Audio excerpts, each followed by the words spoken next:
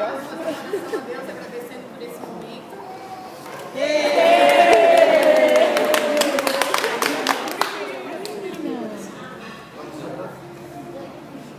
Senhor, nós queremos te agradecer por esse dia especial, a vida da Alice e da sua família. Obrigado, Jesus, por todas as bênçãos que eles têm recebido. E ela, principalmente, uma criança que vai trazer alegria, paz, Deus, tranquilidade. E revela também as bênçãos que o Senhor tem em nossas vidas, pois os filhos são as nossas maiores heranças, a fim que o Senhor nos dá e nos agracia, Senhor, por esse presente maravilhoso que são os filhos que vêm das tuas mãos.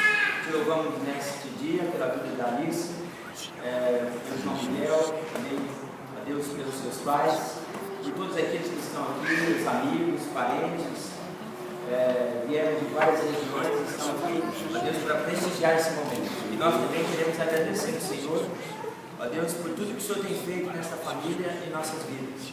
Que a Alice continue crescendo saudavelmente, abençoada pelas suas mãos, assim como todas as crianças que estão aqui. Pedimos de maneira muito especial que o Senhor nos abençoe e nos guarde, especialmente a vida da Alice, pela qual oramos e agradecemos em nome de Jesus. Amém. Amém. Parabéns.